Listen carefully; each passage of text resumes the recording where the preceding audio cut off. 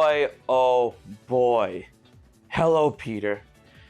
What's up, guys? It's HMK once again, and if you are not on social media or any type of thing, like YouTube covered it a bit last night, but man, can I tell you, the Sonic Colors Ultimate Saga was such a wild ride. And I have a lot of stuff to say about the glitches, and what's real or what's not, or whatever is in between. So be sure to strap on in and feel the cheese, because I got a lot to say and there is a lot to go over. So if you enjoyed this video and if you're ready for the hilarity of everything that I'm about to showcase for you, be sure to like, subscribe, and share.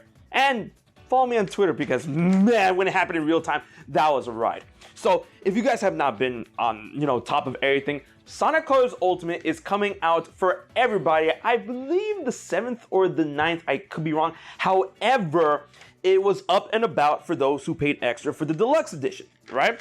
And there has been some very interesting videos that have been surfacing on social media and YouTube, to say the least, when it comes to the game being abnormally glitchy. And I'll tell you right now, the glitches that I've seen from this game is something that I would never expect in this generation of video gaming. Like, how did all of this get past Sonic's QA team? But there's a lot of things I have to go over it in order to let you know what's real, what's fake, and what is and what isn't. So first and foremost, this was a developing story, and that's why I didn't make a video yesterday. I just wanted to wait out like 24 hours, a good day, and then see what else has come out of the rabbit hole that is the glitch saga. But apparently, a lot of the glitches are real, but some of the most famous are not. Now, there was a user that was using the Yuzo emulator in order to play the Nintendo Switch version of Sonic Colors, and it resulted in a lot of hanky-panky glitches. Most notably, some people call it the seizure glitches. Now, apparently those are fake because they're not running on the true hardware that is the Nintendo Switch version, and Sonic Colors Ultimate came out in a bunch of versions. However, that does not mean that all the glitches are fake, because there are still a good number of glitches, some considered to be seizure-inducing when it comes to people with photosensitivity, are real. And they have been proof about, showing off the Switch itself, off the screen, all that good jazz. And then there's a lot of other hanky-panky glitches, including the black hole glitch, in which it seems that the area of effect around the black hole still appears up when it comes to it running in real time, kind of like in developer mode, the debugging mode. But when you pay for the game and you play, it's really nasty or whatnot. So not only was there a big deal when it comes to the glitches on one side of it being fake and one side of it being real, there are some glitches. So that's unanimous. That's beyond the point. Now, a lot of people take this conversation and mold it into different facets that I've seen all over Twitter, and I'm like, bro, this is crazy. Which once again boils down to the fact that, Sega and Sonic are constantly in the threshold when it comes to controversy and when it comes to people, talking on two sides of a scale of being a Sonic fan, not being a Sonic fan, clowning on Sega, clowning on Sonic, all that good jazz. And I want to make it known that I am a Sonic fan, but at the same time, when you see the quality and when you see the games that have been coming out as of late, you have to make a dialogue, all right? And it's not just like, oh, I'm criticizing Sonic because it's fun to do. Like, bro, it makes me sad. Sonic Colors was one of my favorite Sonic games ever. Call me old-fashioned, but Sonic Adventure 2 Battle, that's my favorite. But and then it comes to the conversation of like, oh, you would defend this, you would defend that, and then people try to come at me. It's like, oh, you would defend Zelda to the ends of the earth. Let me remind you what happened with the Skyward Sword amiibo, and let me remind you, like, every time someone talks about Twilight Princess, ask them if I always defend Zelda to the ends of the earth. All right then. So when it comes to Sonic Colors Ultimate glitches, do not blame the Sonic team, because a lot of people have been blaming the Sonic team, which is, Sega's internal developer when it comes to Sonic games. But this game was actually outsourced. This remaster, this remake, whatever you want to call it, was outsourced to another studio called Blind Squirrel Studios. Now, here is the interesting part about this whole glitch conundrum. Blind Squirrel Studios have been known to make remasters, and some of them have been really good, right? However, the big kink in their armor is that they don't really touch the Nintendo Switch. right? And that's where all the glitches are mostly prevalent on that system. And then that's another conversation that we're gonna have in this video about, oh, the Nintendo Switch, it can't run certain games. Yeah, we're gonna talk about that. So that's not to say that the PlayStation 4, the PlayStation 5, the Xbox version, the PC version don't have the glitches, but the glitches on the game itself is way, like, it shows up way more on the Nintendo Switch version, which makes me go on to believe, considering that Blind Squirrel does not mess around with the Nintendo Switch version a lot, Nintendo Switch at all, is that they probably developed for either the PlayStation 4 or the PlayStation 5 version. They focus on that development of that version, and then once it worked well enough, they basically copy and pasted the code to all the other platforms. And then when that hit the Nintendo Switch, it's party time. That's probably what happened. And at the same time, Sega does need to get some criticism for allowing this game to make it to the market. You know, like, where's your QA team? You know, like, is the QA team for Blind Squirrel, like, blind? Haha. And what happened to the QA team over at Sega? They should have tested all versions of this game to hell and back and make sure that it was ready for the market. But as we see with the Nintendo Switch version, that's the nasty part. All right.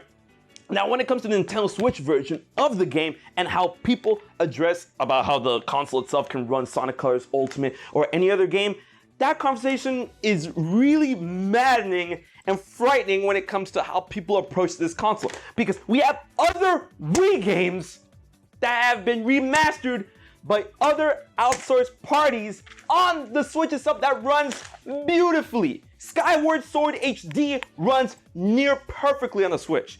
And then those were handled by the people of Tantalus. That was handled by Tantalus, the same people who did Twilight Princess HD. And then we got No More Heroes 1 and 2 running exceptionally well on the Switch. Those were my favorite versions of the game. And they were outsourced by Engine Software. So when you tell me that the Switch can't handle another Wii game, sure, they up the graphics, they add more stuff, they add more of this. But, you know, at the end of the day, it's a Wii game. And the fact that the Switch version of this Wii game is in the dumpster fire makes me mad. That's maddening. How are you gonna have a game that was originally on the Wii, that was amazing, and you put it on the Switch, and it runs like dog shit? Like, brother. So then that's when it comes to the argument of like the Switch and other consoles, and then we bring in the argument itself about the Switch version of the game not running properly, but being $40, $45 if you play for the digital deluxe version, versus Skyward Sword HD, which had a full round price of $60. Now, that's the thing. A lot of people make arguments that like, oh, you get what you pay for. You know, that's why I pay $60 because I know that the game's not gonna fuck up when it hits the Nintendo Switch. Here's the thing, guys. Skyward Sword, as much as I love Skyward Sword HD and Skyward Sword in general, it's my third favorite Zelda game of all time. It being a full $60, I understand when people don't agree with that. I really do. And whatnot. But I think it's funny how this $60 game, it was being compared to the $40 game, $45 game, whatever, before launch, about how pricing should be done for Wii remasters or remakes or whatever, hitting the Switch, and then this happens. That's crazy. And whatnot. But if you don't agree with Skyward Sword HD's prices, as vocal as you could be on social media, as vocal as you could be on YouTube or any of that good jazz, vote with your wallet. You don't agree with monetary practices of Nintendo or whoever else prices these games or does anything like that, vote with your wallet. That's how they listen. You can cry and bitch and moan all about the price of Skyward Sword, but just know what happened? In July, it was the highest selling game of that month. You need to vote with your wallet, people. All right? You gotta do that stuff. And then it dials back to fans of like Zelda, fans of any other game that hits the Switch or any other game that might be optimized or not, Sonic fans. You know, it really brings back the conversation of how much Sonic fans are willing to defend a game or a product that is obviously not up to stuff, right? And it just really boils down like, how do you get Sonic, Sega, and the Sonic team to produce a better product? And that deals back again with voting with your wallet. How do you get a team like this that runs one of the most beloved video game characters of all time, one of the most beloved video game franchises of all time?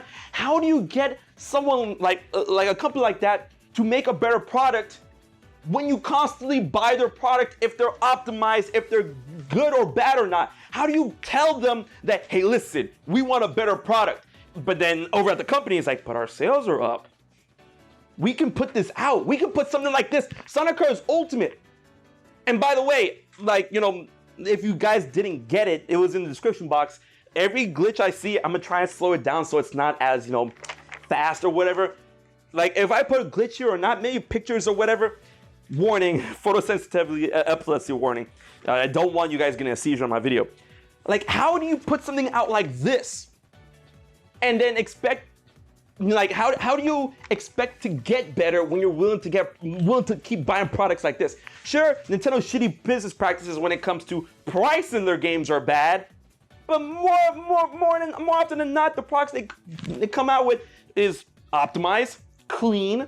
You know, they have a insanely good QA team. They are really good at squashing bugs. So I mean, say what you will about Nintendo, if you don't like their monetary business prices and practices, vote with your wallet in that aspect. But I mean, how do you get a better Sonic product if you keep buying stuff like this? That's crazy, man. And then comes the conversation of a day one patch, because this game is not technically out yet, but, and that's another thing. A lot of people are like, oh, it's early access, early release, early this, early that. Like, the game coming out and a day one patch coming out is going to fix all this. I'm gonna tell you right now, sure, over time, this game might run better with patches over time, but I am pretty sure in the amount of time that we've seen all of this happen and Sega caught wind of all of this, there is no patch on the face of the earth that can come out on day one that'll be able to fix all of this. Like, the patch would have to be crafted by Jesus Christ himself in order to fix all of this. That's crazy. I'm not saying this isn't fixable. It is fixable. But day one to fix, no. Some of it, day one, some of it, some optimization, maybe Sonic will stop T-posing, maybe the screen will stop tearing and whatnot, but not all of it. Definitely not, no. So when people think that, oh, when the game actually hits the market, things will be better, please don't fool yourselves. Don't fool yourselves, all right? It may be a little bit better, but this game is probably something you're gonna have to wait on. I'm telling you, whoo, boy. And then when it comes to Sega's own approach with this game, who is more at fault? Blind Squirrel Studios or Sega?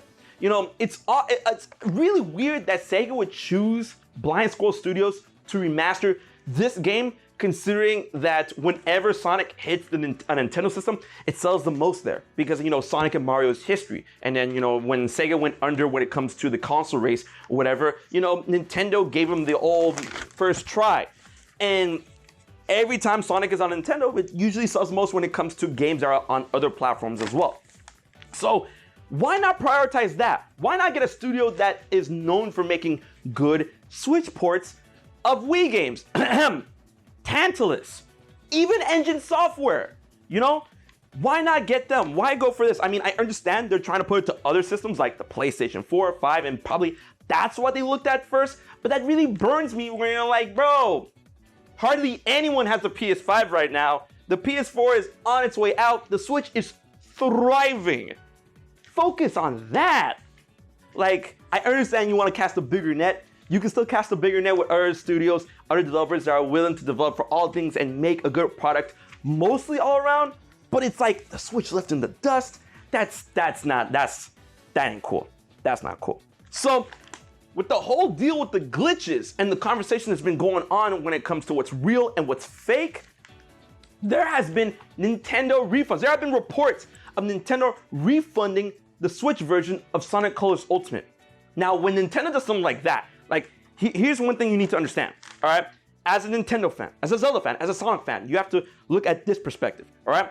I love Nintendo as a developer. Nintendo as a business corporation, that's a different story. And with that being said, if Nintendo, the business corporation, was willing to give refunds of this game, you know it's bad. And then that goes on to the idea is like, were they rattled by the fake leaks? But at the same time, there are legitimate leaks, or not leaks, glitches. What am I saying? Damn, leaks on the mind. There were legitimate glitches. Were they rattled by the glitch that really got famous or whatnot? That turned out to be a Yuzo rendering? We don't know. But at the same time, Nintendo offering the refunds really looks bad on Nintendo and really looks bad on Sega. And I'm telling you, it's gonna look really, really bad on on Blind Squirrel Studios. And the fact that they're giving refunds really makes me wonder what's gonna happen to the dude that was using the Yuzo emulator, right? Because when you make a video that's obviously seemingly trying to pass off as legitimate when it comes to glitches and how the game could possibly run, literally on the eve of the game's release, that's a ton of bad press. When people say, oh, there's no such thing as bad press, there kind of is. But I will say this right now, all this that's happening with Sonic Colors Ultimate, as long as Sega does not drop the ball, this can be a good thing. This can be a really good thing when it comes to the promotion of this game, because Sonic Colors is still a really good game. And you know, the game itself, from what I've seen with the glitches, still plays fun when it works. It's not like, oh, like shitty controls or anything like that. No, it's just like, yo, my screen's tearing. Like, so when it comes to the dude trying to pass that footage as legitimate, that's something that I don't think that Sega and Nintendo are gonna be very enamored with, and that, you know, a lawsuit for defamation may or may not happen. I've seen people whisper about jail time. No. But at the same time, it has been developed. The development story is that there are glitches.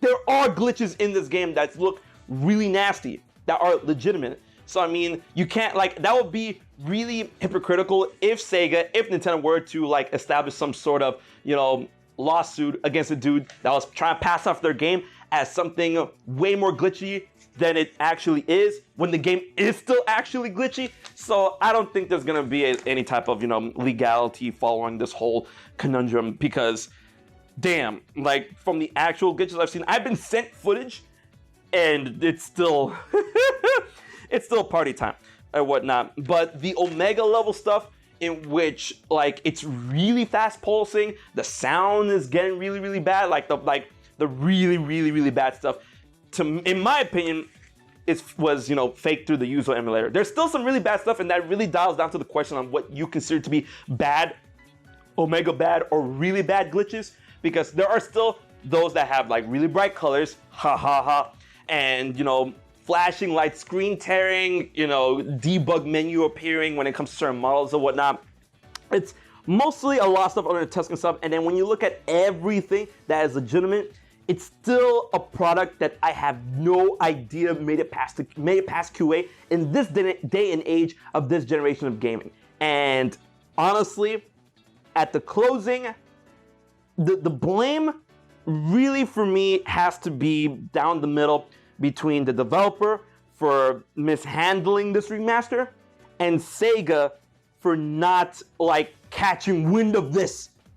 Like, bro, you're publishing the game. Sure, you're not developing the remaster, but you're still in charge of the product. It's your job to make sure that the product, when it comes to our hands, is good. And brother, like, it's a whole saga. It's a whole clown fiesta. My last final thoughts is that I hope at one point in time this game becomes legitimately fun and good. I mean, okay, rephrase. It is fun. I just hope it doesn't break on me at one point in time in the near future. Day one patch is not, I'm telling you, it's not gonna cut all of this, right? But I do have high hopes. Maybe after a month, it might take some more time, because that will require Sega to get back on Blind Squirrel's ass in order to fix all this. And then that could be a whole other convention. But I'm gonna tell you right now, after this saga, Blind Squirrel Studios, man, you're gonna have some trouble getting some good fate from other developers that wanna try and enlist you for some projects. Holy shit. But let me know what you guys think about this whole conundrum in the comment section below. Be sure to like, share, and subscribe to HMK if you enjoy more Wild Boy news videos like this. It's been a while since I did one of these, and I feel the groove once again. And be sure to follow me on social media so whenever something like this goes down, you're able to laugh with me in real time. Because although I am sad, this was pretty hilarious when it comes to the overall scheme of things. So until the next video, this has been HMK, and I'll check you guys later.